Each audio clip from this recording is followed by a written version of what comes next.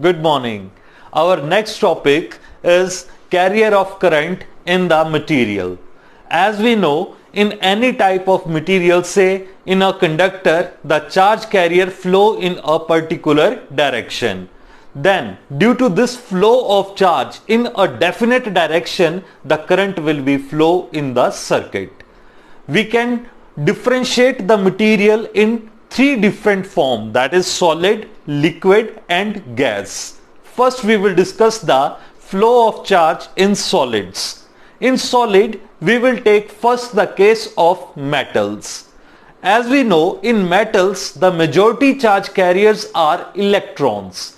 In any metals the atom consists the electrons which is in the outermost shell is is less tightly bonded with the nuclei.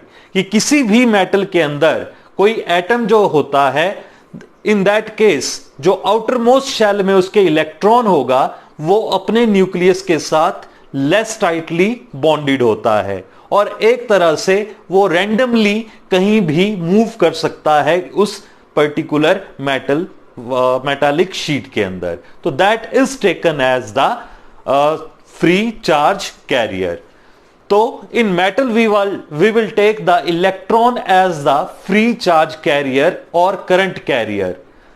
जब भी मान लो हम एक wire को consider करते हैं, that wire consists free electrons.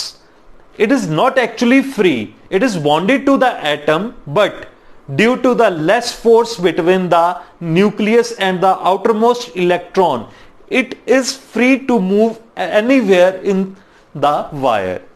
When we apply the external potential, say here we take the positive charge and here we take the negative charge, यानी कि A साइड पर हम पॉजिटिव पोटेंशियल दे रहे हैं और B साइड पर हम नेगेटिव पोटेंशियल दे रहे हैं, due to which electric field is set from positive to negative side.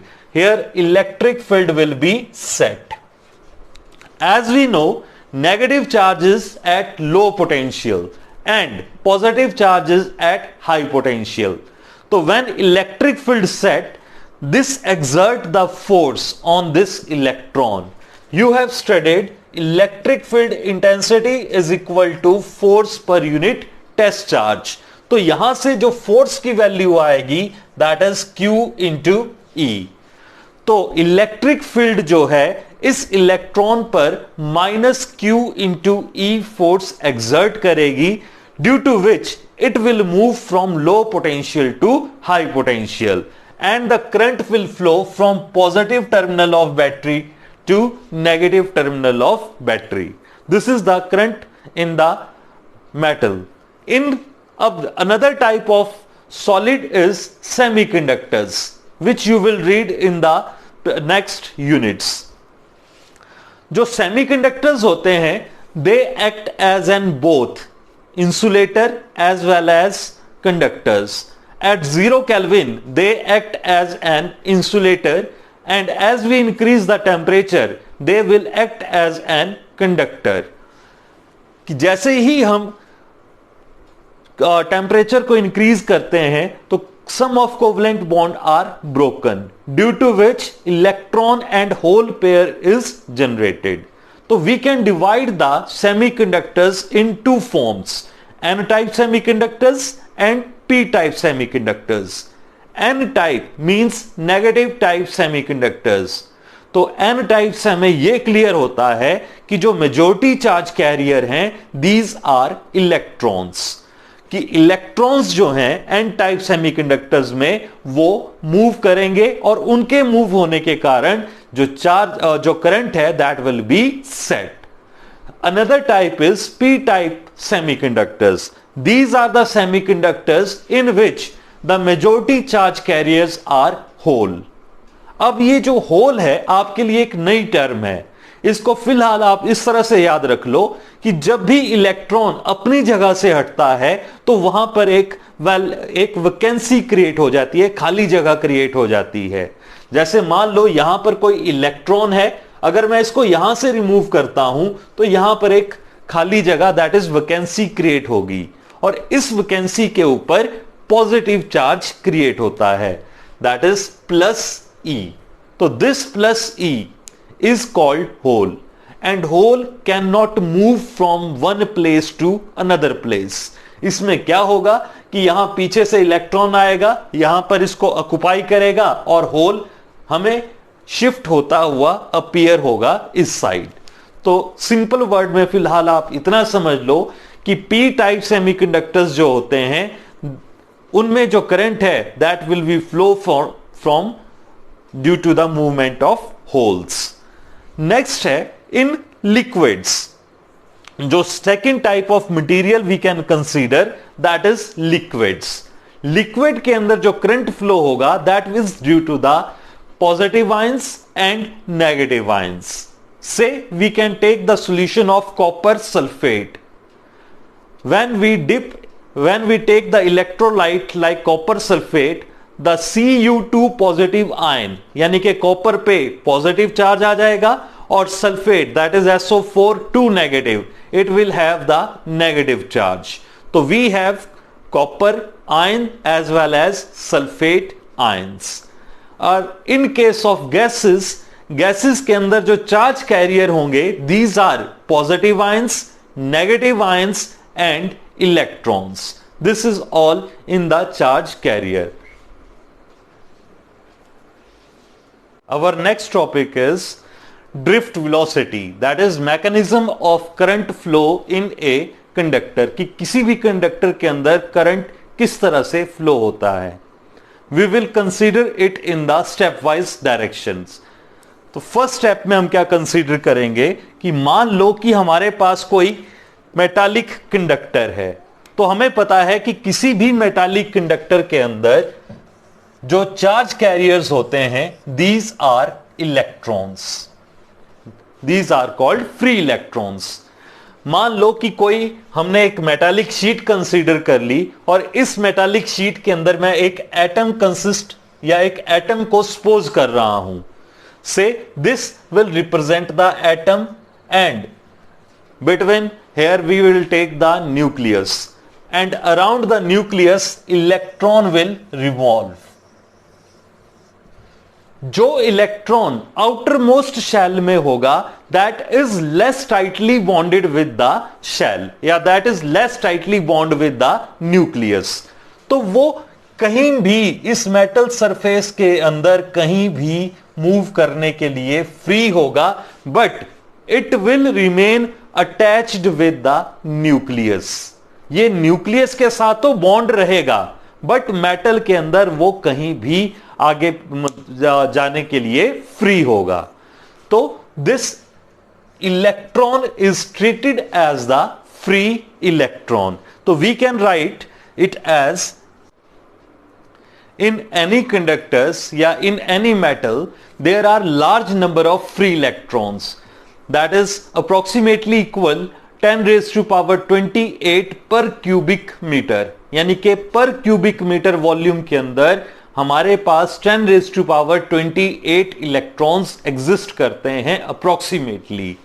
तो जब हम किसी भी कंडक्टर को रूम टेम्परेचर पर लाते हैं तो हमें पता है कि kinetic energy is directly proportional to temperature के. तो जैसे ही कोई कंडक्टर रूम टेम्परेचर पे आता है तो ये इलेक्ट्रॉन रैंडमली मूव करना स्टार्ट करते हैं due to the increase in the temperature. तो जैसे ही ये इलेक्ट्रॉन रैंडमली किसी भी डायरेक्शन में मूव करते हैं तो उनकी जो उस टाइम वेलोसिटी होगी that is called thermal velocity. तो we can define the thermal velocity, the velocity of electron due to change in temperature. जब भी आप टेम्परेचर को इंक्रीज करोगे तो हर एक इलेक्ट्रॉन की जो थर्मल वेलोसिटी है वो चेंज होगी, बट उस वेलोसिटी की कोई स्पेसिफिक डायरेक्शन नहीं होगी. इसलिए जो नेट और एवरेज जो वेलोसिटी होगी that will be taken as zero. Here we consider a metallic plate in which n number of free electrons. As we increase the temperature, these electrons start moving randomly anywhere in the metallic sheet. Say first electron have the thermal velocity u1, second electron have the velocity u2 and so on, nth electron have the velocity un. So we have n number of thermal velocities. So if we take the average value, that is u1 plus u2 up to so on up to un, तो उनकी जो average value है that will be equal to 0. क्यों है 0? क्योंकि motion की कोई specific direction नहीं है.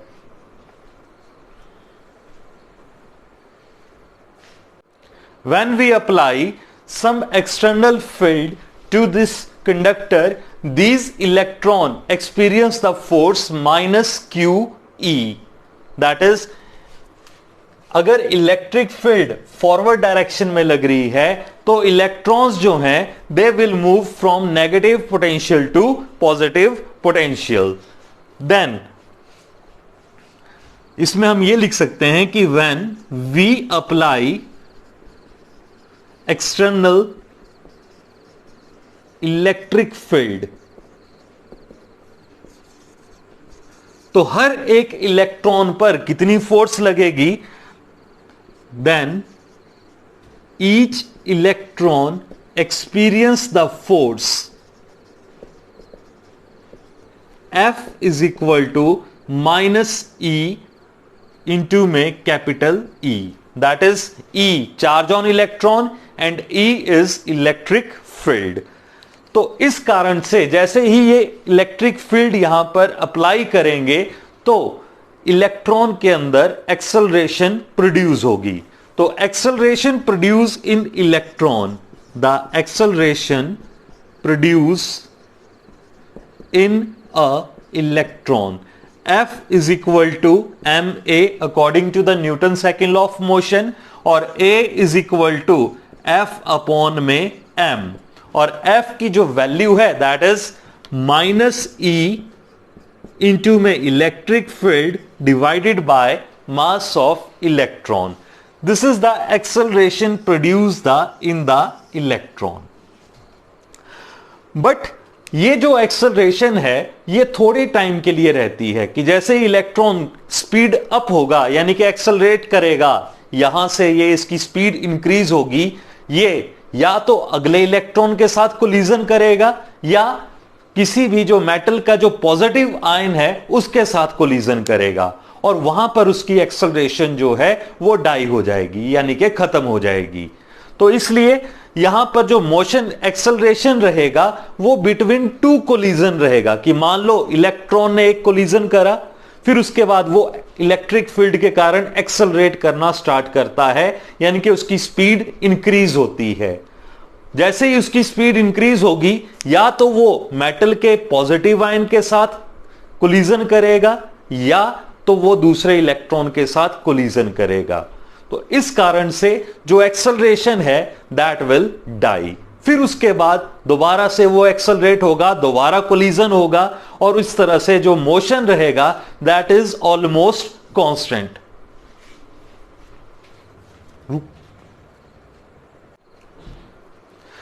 देन velocity attained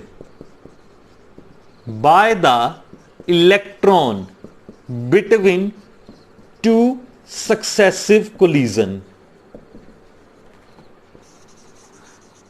कि जैसे ही इलेक्ट्रॉन एक डिस्टेंस कितना ट्रेवल करेगा बिटवीन टू सक्सेसिव कोलिजन, वहां पर एक्सेलरेशन प्रोड्यूस होगा. कि जैसे एक कोलिजन इलेक्ट्रॉन ने यहां कर दिया, फिर उसके बाद यह मूव करना स्टार्ट कर देता है यहां तक, तो यहां से यहां तक एक्सेलरेशन प्रोड्यूस होगा, पर it is for very short interval of time. तो यहां पर हम वेलोसिटी के लिए फॉर्मूला लगाएंगे v is equal to u plus a t. Here v is drift velocity of electron, u is thermal velocity of electron, a acceleration produced between two successive collision, and t is called relaxation time. Relaxation time क्या होता है? That is the time interval between two successive collision. कि जब कोई electron दूसरे electron के साथ collision करता है तो दो कोलिजन के बीच में जो वो टाइम पीरियड है that is called relaxation time. तो इस तरह से एक इलेक्ट्रॉन के लिए ये इक्वेशन क्या बन जाएगी, फर्स्ट इलेक्ट्रॉन की जो ड्रिफ्ट वेलोसिटी है दैट इज इक्वल टू उसकी थर्मल वेलोसिटी प्लस एक्सेलरेशन। लगभग सभी के लिए हम सेम लेके चलेंगे क्योंकि वेलोसिटी क्या रहेगी, हर एक एक्सेलरेशन शॉर्ट इंटरवल के लिए होगा, इसलिए ए की वैल्यू हम यहां पर कांस्टेंट रखेंगे इनटू τ1। टी को हमने डिनोट कर दिया τ1 के साथ, that is called relaxation time.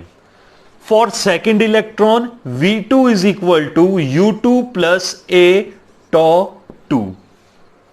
ये दूसरे के लिए आ गया। इसी तरह से हमारे पास अगर n इलेक्ट्रॉन्स हैं तो n के लिए जो ड्रिफ्ट वेलोसिटी होगी UN प्लस ए τn।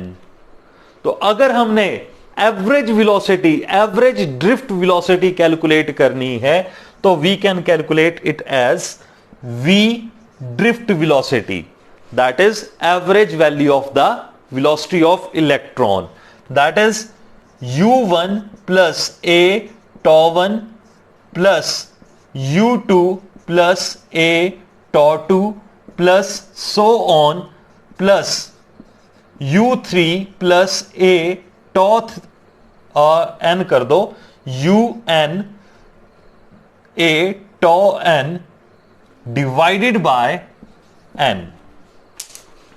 तो ये हमारे पास एवरेज वैल्यू आ गई। अब इसको हम रीअरेंज करके लिखेंगे तो हमारे पास जो वैल्यू बनेगी U1 plus U2 plus so on up to UN, U वाली टर्म्स को हमने इकट्ठा कर दिया प्लस A कॉमन आ गया, τ1 plus τ2 plus so on τn divided by n।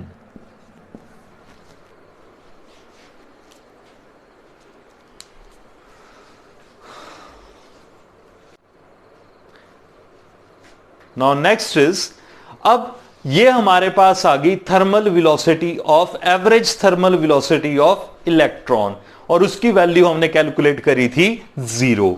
तो 0 प्लस ए इंटू में τ, mean value of the relaxation time we will consider here τ। तो अब ए की जो वैल्यू हमने कैलकुलेट करी थी अभी पीछे, तो ए की वैल्यू थी हमने कैलकुलेट करी हुई ई, कैपिटल ई अपॉन में m और मल्टीप्लाई में τ। तो this is the value of drift velocity.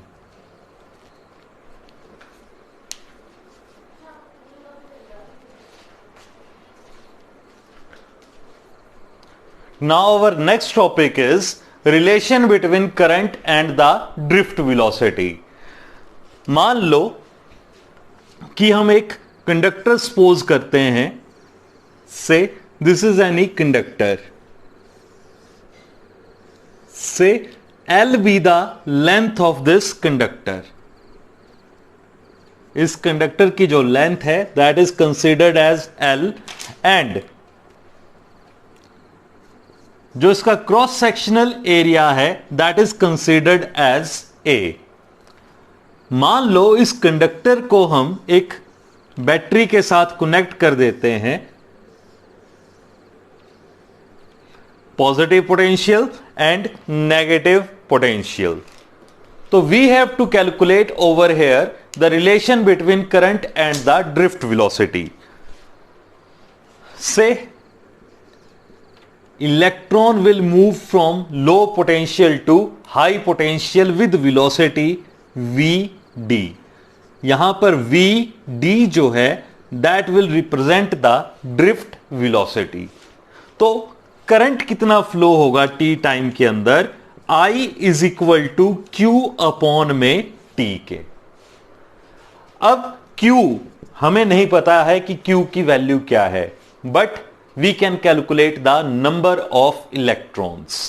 तो Q को हम इस तरह से लिख सकते हैं NE डिवाइडेड बाय टाइम, से फर्स्ट इक्वेशन। हेयर n जो है, कैपिटल N जो है, that represent the number of electrons. अब वो भी हम एकदम से कैलकुलेट नहीं कर सकते हैं, तो हम यहां पर एक टर्म इंट्रोड्यूस करेंगे कि मान लो स्मॉल n जो है that represent the number of electrons per unit volume. Small n क्या रिप्रेजेंट कर रहा है? Total number of electron divided by volume के। तो नंबर ऑफ इलेक्ट्रॉन्स हमने सपोज करे हैं n, और volume of this wire is a cross sectional area and length is l, तो a l। तो n की वैल्यू हमारे पास यहां पे आ गई, n is equal to a l into में small n, that is small n a l। ये तो हमने निकाल दिया नंबर ऑफ इलेक्ट्रॉन्स। अब टाइम, किसी भी इलेक्ट्रॉन को एक एंड से दूसरे एंड तक पहुंचने के लिए कितना टाइम लगेगा? तो time is equal to distance upon में वेलोसिटी। तो इलेक्ट्रॉन को कितना डिस्टेंस ट्रेवल करना पड़ेगा यहां से यहां तक? That is l। तो l अपॉन में drift velocity, that is vd के बराबर। तो अब I की जो वैल्यू है that will be equal to q upon में t। q की जगह n e अपॉन में t। n हमने कैलकुलेट करा है NaL, that is number density into area into में लेंथ इंटू में charge on electron divided by time. Time की वैल्यू है लेंथ इंटू में ड्रिफ्ट वेलोसिटी। ड्रिफ्ट वेलोसिटी ऊपर चला जाएगा, लेंथ से लेंथ कैंसल आउट, तो Na, या इसकी वैल्यू को हम इस तरह से लिख सकते हैं ANE इंटू में VD। This is the relation between current and the drift velocity. अगर इसको और ज्यादा शॉर्टर फॉर्म में लिखना है तो I is equal to ANE और ड्रिफ्ट वेलोसिटी की वैल्यू E अपॉन में M इंटू में tau। This is the relation between current and drift velocity. अब हम यहीं से ओम्स लॉ को भी कैलकुलेट कर सकते हैं, that is called microscopic form of Ohm's law. अब देखो I is equal to ANE into में VD। यहां से अब हमने ओम्स लॉ को डिराइव करना है, तो ANE modulus form of drift velocity is E into E upon में M इंटू में tau, और it will become equal to ANE square into में E अपॉन में M इंटू में tau। अब ओम्स लॉ के लिए हमें यहां पर करंट तो है, हमें पोटेंशियल चाहिए। तो हमें पता है कि इलेक्ट्रिक फील्ड या potential gradient is equal to electric field के, that is E is equal to V upon L। तो इसको हम इस तरह से लिख सकते हैं ANE स्क्वायर अपॉन में M इंटू E की जगह V अपॉन में L इंटू में tau। तो यहां पर जो वैल्यू है I इज इक्वल टू, या V is equal to I R के, और R is equal to V upon में I के। तो यहां पर V अपॉन I की वैल्यू हम कैलकुलेट कर लेंगे, तो V upon I is equal to ML upon में यहां पर ANE स्क्वायर इंटू में tau। ANE स्क्वायर, एक मिनट, यहां पर हमने वैल्यू निकालनी है electric field is equal to this one V upon I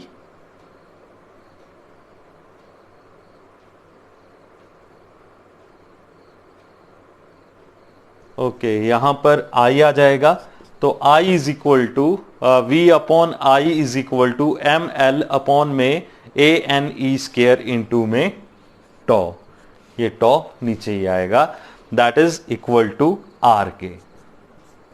तो this is the microscopic form of Ohm's law. अब यहां से हम रेजिस्टिविटी यानी कि R की जो वैल्यू है वो हम ये लिख सकते हैं कि R is equal to M L upon में ANE स्क्वायर इंटू में टॉ के। अब यहां से हम रेजिस्टिविटी को भी कैलकुलेट कर सकते हैं। तो रेजिस्टिविटी का जो फॉर्मूला होता है that is R into A upon में L के। तो R हमारे पास गिवन है, that is M L upon में ANE स्क्वायर इंटू में टॉ इंटू में A अपॉन एल। L से L कैंसल, A से A कैंसल, तो रो की जो वैल्यू है दैट इज m अपॉन में NE स्क्वायर इंटू में टॉ के बराबर। तो यहां पर हमारे पास रेजिस्टिविटी की जो वैल्यू है that is independent of area and length. अब यहीं से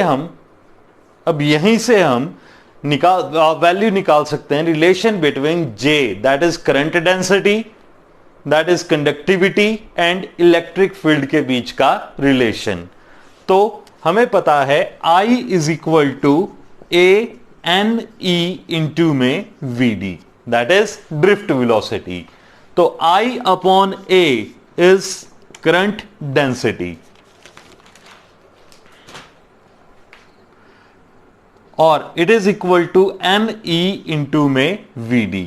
तो I upon A is equal to J is equal to NE into में ड्रिफ्ट वेलोसिटी।